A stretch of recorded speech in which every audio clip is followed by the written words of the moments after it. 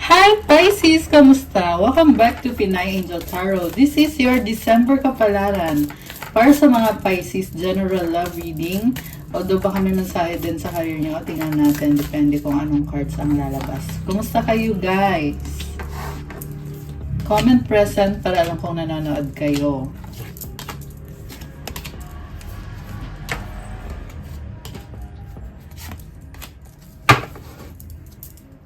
So, kuha tayo ng mga unang mensahe.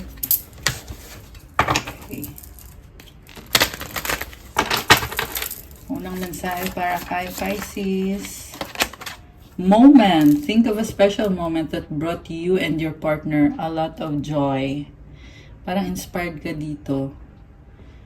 I can see stability. Okay. Ano pa? Connection. Your connection is eternal and unbreakable. Wow. Attract. The appeal of soul pairing goes beyond superficiality. So this is definitely a soulmate connection. Hindi lang siya physical na attraction, but there is a deep connection with this person. Accept. Be prepared to accept what fate has in store for you. Alam mo na may mga bagay na nakatadhana. Like, merong ibang bagay na hindi din nakatadhana. Heart, you start to feel your heart beat faster as you get closer. Okay, parang andun ba kayo sa stage na kinakabahan ka pagkaharap mo yung person na yan, na-overwhelm ka. Okay, this is a passionate love connection.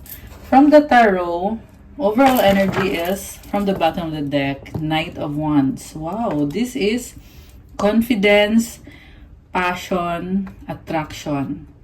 Although, andun nga lang yung pag-aalinlangan o yung pagdadalawang isip, but definitely, malakas ang physical attraction. Parang bago yung tingin mo ngayon sa person na to.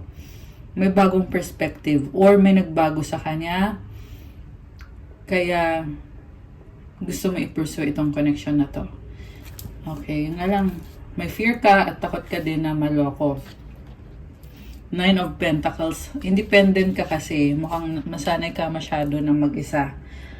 Kaya, nag-iisip ka bago mo i-pursue yung isang tao or isang connection. Kasi you want to make sure na before you let that person into your life, ay sisiguraduhin mo muna na hindi niya sisirain yung buhay mo or hindi ka niya guguluhin. You are very fragile. So, tama lang din na protektahan mo yung sarili mo. Yung nga lang minsan napapatanong ka din na tama pa ba to yung pagiging masyadong strict? Okay, parang masyado kang strict sa mga boundaries. The world. Okay, you have lessons learned and you have an ending and a new beginning coming for you or nangyayari na ngayon. Completion of a cycle, connected sa soulmate. Oh, okay. May nakita kong person from the past. May pinagsamahan na kayo ng taong yan. Mukhang nagkahiwalay kayo. Ngayon, bumabalik yung mga memories. Kaya gusto mong i-pursue ulit itong connection na to. Nagkaroon ka na ng time para sa sarili mo to be free and para ayusin yung sarili mo, ayusin yung buhay mo. Kaya ngayon feeling mo, it's time for a change. Time to let the love into your life. Kasi namimiss mo siya. Okay. Actually, siya din naman. Gusto niyong kumonek sa isa't isa. Marami kayong frustration sa buhay eh. Kaya sobrang maingat kayo. Pero there is happiness. Ayan, Ten of Cups and andito yung Lovers. King of Swords. Okay. So, ito, babalik muna natin yung ibang cards dito. Tingnan natin yung nalatag nating cards. Knight of Pentacles, Page of Wands, Ace of Pentacles, Queen of Wands, and the Five of Swords. And then, sa other side, King of Wands, Knight of Swords, Eight of Swords, Six of Swords, and the King of Pentacles. Okay, merong... You're very practical, but you took a risk. You took a risk to improve yourself. And then now,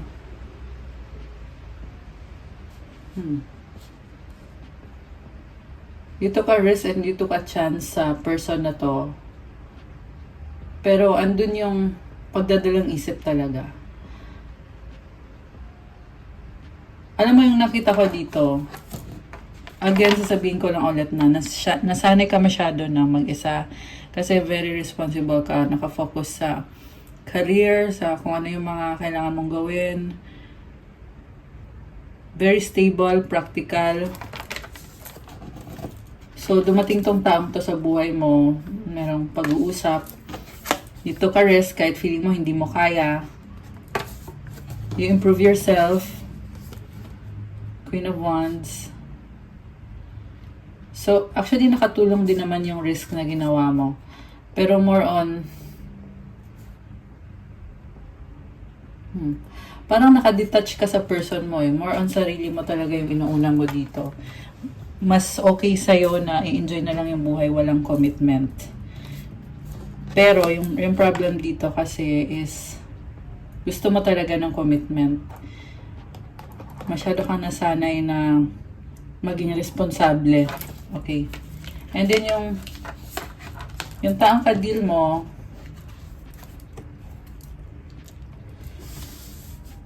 okay. Ang nakita ko dito straightforward siya sa feelings niya sa'yo.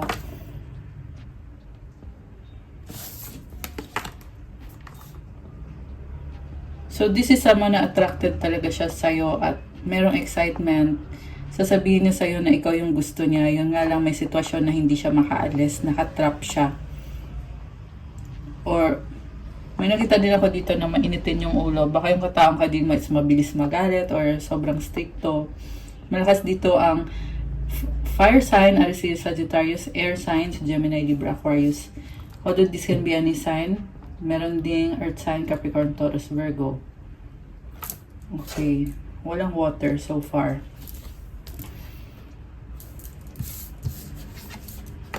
And then, possible kasi to na nag-usap na kayo eh. Nag-usap na kayo, gusto niya ng stability, at gusto niya mag-focus kayo sa finances niyong dalawa.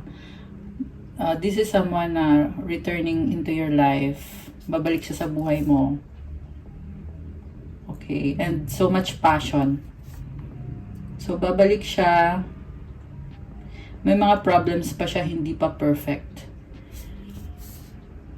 Pero, sisiguraduhin niya na you will have peace of mind and harmony sa relationship nyo. Gusto niya ng healthy relationship.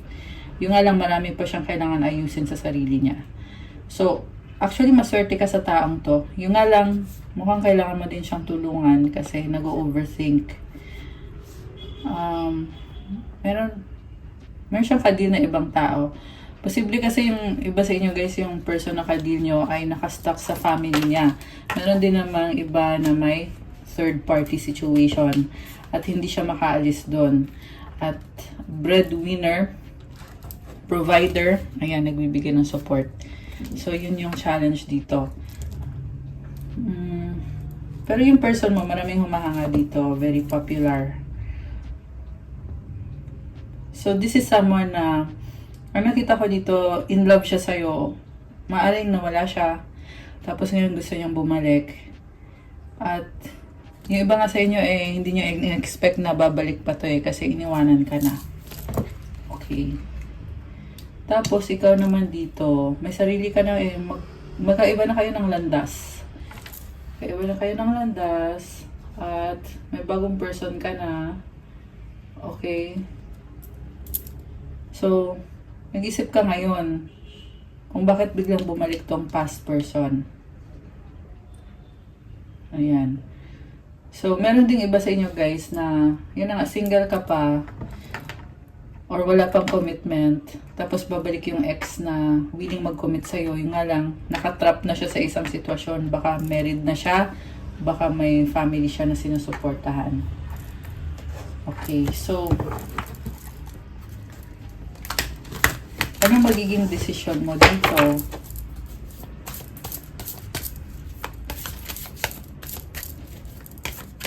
Ano magiging decision mo? The moon. Ay, nako. Okay, mirroring kayo actually. 1001 angel numbers.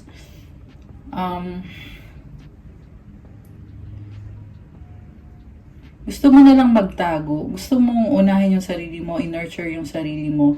Naging toxic siya sa'yo sa past. So, ang hirap magdesisyon. The moon is about inner emotions. This is probably one of the persons na kailangan mong i-let go. Take it how it resonates. Yung iba naman ay kaya pa namang mag-workout to. Okay? Except dun sa kinasal na. Pagkasal na, hindi na pwede yun. Okay? Pero yung nakita ko kasi sa'yo, kailangan may process yung emotions mo na mag-isa ka, na hindi siya kasama. Okay, pwedeng baliktad kasi may nakita din akong sitwasyon na ikaw yung gustong bumalik sa isang tao na gusto nang mapag-isa, nanahimik na. So, nanahimik na, bakit ka pa babalik? 'Di ba? Gusto nang mag-settle down. Maraming options. Alam mo, nakita ko dito, merong someone na gusto mong bumalik sa person mo, pero alam mo na marami siyang options. Okay, gusto mo bumalik sa isang person na maraming options. So, hayaan mo na siya kung hindi siya nakafocus sa'yo. Okay? Unless kung kaya mong ipaglaban yung pagmamahalan nyo. Kasi yung taong maraming options ay nahihirapan ka dyan. Nakita ko kasi parang nag-move on na kaya ang dami ng options. Tapos, merong toxic din na gustong lumapit sa'yo or pumasok sa buhay mo. Huwag mong papasukin sa buhay mo. Manloloko. Sobrang manloloko. Daming beses ka na niloko. Ayan. So, Wheel of Fortune. Kaya siya babalik kasi nag-iba yung sitwasyon niya. Na-realize niya na ikaw pala yung gusto niya talaga. At gusto niyang kumonek sa'yo. Pero, gagamitin ka lang din for sex. Hindi siya magsasabi ng lahat. I mean, hindi siya totally open sa'yo. Akala mo lang na honest siya. Pero hindi. Temperance. Okay. So, ayun guys, definitely merong isang person dito. Dalawang person actually nakita ko. Yung isa is sincere, bumalik sa'yo kasi totoong gusto ka niya at gusto niya magtagal kayo. Yung pangalawang person na paparating is manloloko, kunyari lang na gusto ka niya. Magtatagal naman din yan. Yung nga lang, lolokohin ka niya at paulit-ulit lang. So, wag ka na dun sa pangalawa. Okay? Yung sa una naman, decision mo yon, depende kung magiging healthy ba yung offer niya sa'yo. Kasi yung unang person, nagdadala siya ng peace and harmony. Gusto niyang magkasundo kayo kahit may problems pa siya sa personal na buhay niya. Kailangan pa niyang mag-heal. Okay. Oh my gosh.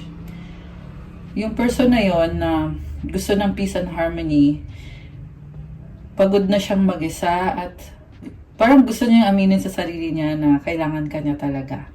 Okay, yun yung nakikita ko sa taong yan. May ending na isang cycle, bagong cycle ng papasok. Ace of Wands, strong attraction. Hanged Man. Okay, someone here is natatakot siyang lumapit sa'yo pero ang lakas ng attraction niya sa'yo. Gusto ka pa rin niya, hinihintay niya na kumunik ka sa kanya. Gusto niyang mag-moment kayo, mag-reconcile. Gusto niyang mag-sorry sa'yo sa panlolokong ginawa niya. Hindi siya mapakali kakaisip. Nasa-stress mo, mukhang may anxiety, may mental health problem yan. Yung nga lang mag-ingat ka kasi hindi pa siya ganun ka-ready, binabalanse niya. Okay. Ayan, meron pagdadalong isip. Pero definitely, I see communication from this person. Okay, maraming pag-uusap. Hindi siya masaya Hindi siya masaya kung nasaan siya. Ayan, oh my gosh. Sobrang nasasaktan. Hindi niya kinakaya ng wala ka. Judgment. Gagalaw na to, Pisces. Itong person na babalik. Magandang intention niya, pero may problems pa siya sa personal life niya. Ano pang mga gagawin itong taong to? Tingnan natin. Sandali. pang gagawin nitong taong to? Challenges. Ayan, may problem pa siya. Make a decision, work on inner healing. Kailangan niya i-heal yung sarili niya. No, it's not the right time. Oh. Hindi pa tamang panahon ngayon eh. They'll be back. So, ang nafe-feel ko dito, magkakaroon din ng tamang panahon. Ayan, expect to hear from them soon. Feeling ko malapit-lapit na to, guys. Ayan, malapit-lapit na to. Vacation. Ayan, gusto kanya makasama eh. You will be traveling soon. Sa bottom of the deck, manifest. Tell the universe exactly what you want. May na-manifest ka dito, honeymoon. Honeymoon phase, attending someone's wedding. 555, angel numbers. Nakikita ko sa clock ngayon. Okay. Magkakaayos ba kayo? Kuha tayo ng tarot cards. Magkakaayos ba kayo? Okay, teka, tanggalin ko. So, we have healing. Hindi pa ngayon, guys. Marami ka ding pinagdaanan, Pisces. Huwag kang mag-alala. Part ng process yan. Okay? Babangon ka naman ulit. Ngayon, kailangan mo lang talaga ng bagong perspective. And i-nurture mo lang yung sarili mo. Self-love. Relax. Okay? Pwede mo naman i-enjoy yung life mo habang ginagawa mo yan. Yung healing process. Any additional message for Pisces? You have strength card. You are strong. Deep inside, you are strong. You have the infinity symbol. So, maniwala ka kay universe na sinusuportahan at tinutulungan ka. Alam mo, malakas ang intuition ng mga Pisces. Kaya kahit na anong mangyari, universe will support you. Mag-manifest ka at keep going lang. Sa ngayon kasi nakikita ko sa'yo na you are on the planning stage. Huwag mo munang pagsabi yung mga plans mo. Actually, Pisces is naman talaga, very private naman talaga. So, pagpatuloy mo lang yan kasi maaabot mo yung success. Okay? Maaabot mo. So, time will come. Yan yung naririnig ko for you. Time will come. Ano mga gustong sabihin ng person mo? Ano mga gusto sabihin ng person ni Pisces?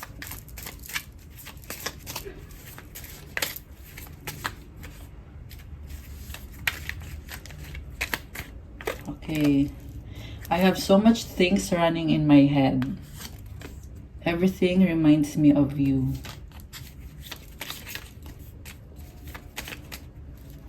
Sobra ka iniisip nitong taong to. I will do everything I can. I want to talk to you. See? Gusto ka niya makita. Gagawin niya lahat para mangyari yan. I need your time and commitment.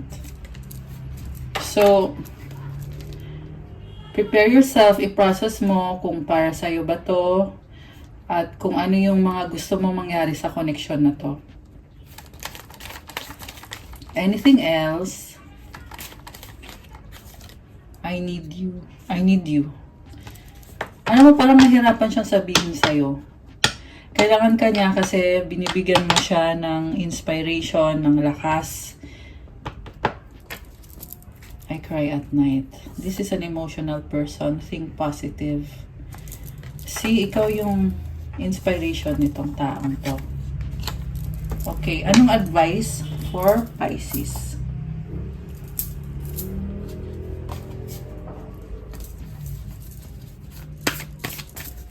Advice for Pisces. And from the angels. Advice for Pisces. Isa pa. So we have manifesting miracles. Wow, busy ka sa manifestation ngayon. So ipagpatuloy mo lang yan. Archangel Orion. Thank you, Orion, for manifesting your miracles in my world. Okay, claim nyo na to, guys. Comment manifesting miracles. Comment nyo dyan. And then, live your joy. Thank you, angels, for supporting me as I follow my joy. Alam mo, there are good changes. May mga butterflies dito. There is enjoyment, happiness, and freedom para sa'yo. So, I love it. Enjoy mo lang yan. And then, you have doubt. Offering all to the divine doesn't mean negativity never arises. But you can say, free me from this prison of doubt. I cast this burden to you.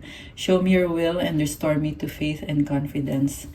Alam mo, sinasabi lang dito, yung mga doubt na yan, hindi mo kailangan i-overthink yan, Pisces. Natural lang yan. Kasi alam mo yung feeling na ginagawa mo naman yung best mo, pero bakit nakakaramdam ka pa rin ng hindi magandang energy? Kaya sinasabi sa'yo dito, huwag mong i-overanalyze. Ang dapat mong gawin is i-surrender mo yung doubt na yan kay God. I cast this burden to you. Yan ang sabi dito. So, i-comment nyo dyan, guys. I cast this burden unto you, God. Unto you, Lord God. I surrender my burden to God. Yun na lang. I surrender my burden to God. Show me your will and restore me to faith and confidence. Comment dyan, show me your will. Ayan. Kasi, pag nalaman mo na kung ano yung will ni God para sa'yo, ibabalik niya yung faith mo at yung confidence mo. Basta mag-trust ka kay God at kahit na yung mga nangyayari is hindi pa sang-ayon dun sa gusto mong makita, have faith. Okay? Kasi i-reveal din ni God sa'yo kung ano yung will niya para sa'yo.